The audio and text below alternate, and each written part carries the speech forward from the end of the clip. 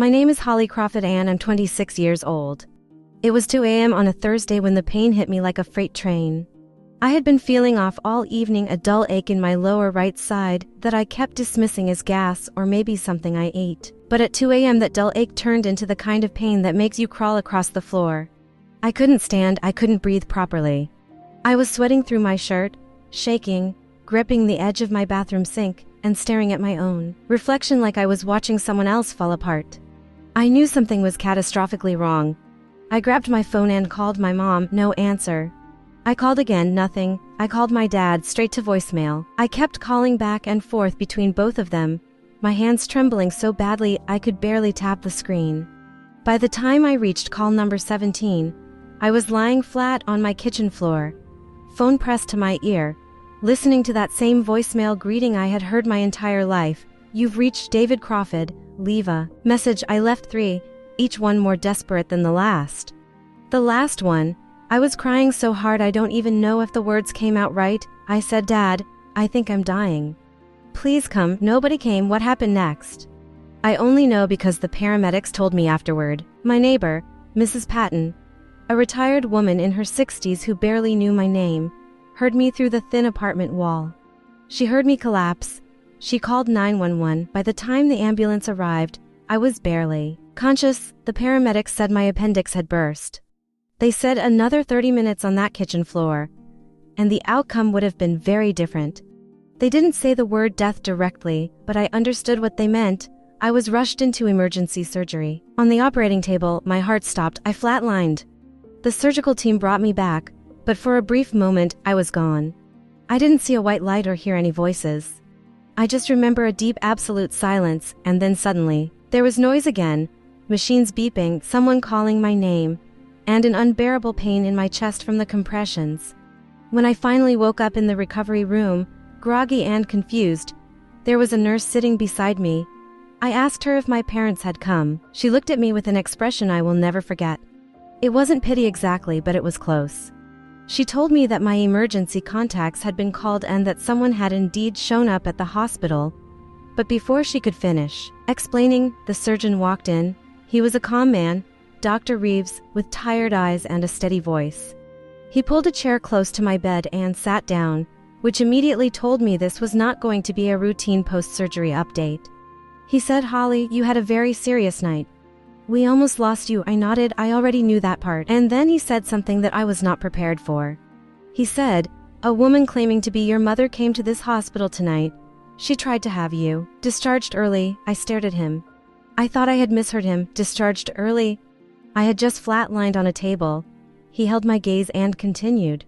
She was told that was not possible given your condition. She became argumentative with the staff. I felt the room tilt slightly. He then paused, glanced briefly toward the door, and said, but the man who paid your bill said. And before he could finish that sentence, the door to my room opened. Standing in the doorway was a man I had never seen before in my life. He was somewhere in his mid-50s, broad-shouldered, wearing a simple gray jacket and dark trousers. He had kind eyes, the sort of eyes that carry weight without being heavy. If that makes any sense. He wasn't flashy. He didn't look rich or important at first glance. He looked like somebody's quiet, dependable father. He stepped inside slowly, almost hesitantly, like he wasn't sure he had the right to be there. Dr. Reeves stood up, nodded at him respectfully, and then excused himself from the room, leaving the two of us alone. I pulled my hospital blanket up slightly, more out of instinct than anything else, and I asked him who he was. He sat down in the chair. Dr. Reeves had just left and folded his hands. He said his name was Gerald Mays. He told me he had been in the hospital that night visiting his own brother on a different floor when he overheard the commotion at the front desk. He said a woman, my mother, had been loudly demanding that the staff release me because, and I am quoting him directly here, her other daughter's baby shower was in the morning, and the whole family needed to be home. Gerald said the nurses had refused, explained that I was in critical postoperative care and that discharging me could cost me my life. He said my mother's response to that was to ask whether there was paperwork she could sign to override the medical decision.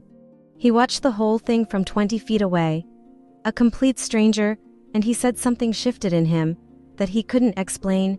He asked a nurse quietly what was happening with the patient in question. The nurse couldn't share details, but Gerald saw enough. He saw that no family member went to sit with me. He saw my mother leave the building. He walked to the billing desk and asked what my situation was. When he learned that I had no one present and that my insurance had a gap that would create an immediate financial hold on my continued care, he paid it. Just like that, a stranger paid my hospital bill so that the staff could continue treating me without administrative interruption. I didn't know what to say to him. I genuinely did not have words. I had just been told that my mother tried to pull me out of a hospital bed the night I flatlined, so that she could be rested for a baby shower. And now a man whose last name I hadn't even known 5 minutes ago was sitting beside me telling me he had quietly made sure I stayed alive. I started crying, not softly, but the ugly, broken kind of crying that comes from somewhere deep that you normally keep locked. Gerald didn't try to stop me or say everything was fine. He just sat there, which was exactly the right thing to do. Later that day, my parents arrived. My mom walked in first and her opening words were that she hadn't heard her phone because it was on silent. 17 calls. She said she hadn't heard them. She then looked around the room and asked why there was a flower arrangement on the windowsill.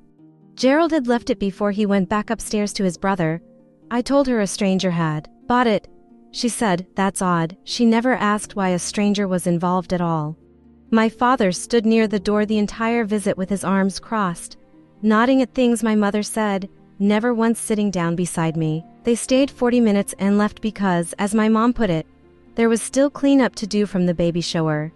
She said my sister had a beautiful morning and that I would have loved it. I lay in that hospital bed after they left, and I made a decision so quietly and so clearly that it almost surprised me. I decided that I was done rearranging my worth to fit inside spaces that were never built for me. Gerald visited me 2 more times before I was discharged. On the last visit, he brought his wife, a warm woman named Patricia, who held my hand and said, "You have people, sweetheart. You just haven't met all of them yet." I think about that sentence every single day. I found out later through the nurses that Gerald had also formally reported my mother's discharge attempt to the hospital's patient advocacy office. He didn't tell me himself. He wasn't the kind of man who needed credit for doing the right thing. The hospital documented it. It meant that if anything had gone wrong that night due to outside interference, there was a record. I am fully recovered now. My relationship with my parents is something I am still navigating, but the fog has lifted on who they have always been versus who I needed them to be. Those are 2 very different things, and for a long time, I confused them. Gerald and Patricia have become people I genuinely consider family, real family, the kind defined by action and presence, not by blood and obligation. If this story reached you today, I want you to know something. The people who show up for you in your darkest moments, even strangers, even quietly, even without being asked, those are the people who show you what love is actually supposed to look like. And sometimes nearly losing your life is the thing that finally shows you whose hands were never really holding you to begin with. If this story moved you, if it made you feel something real, please subscribe to this channel. Every week, we bring you true stories of survival, betrayal, unexpected kindness, and the kind of human strength that doesn't make headlines, but absolutely should. Hit that subscribe button, turn on notifications, and become part of a community that believes real stories deserve to be heard. You being here matters, and so does every single story we tell. This story is dedicated to every person who has ever called for help and heard silence. You are not forgotten.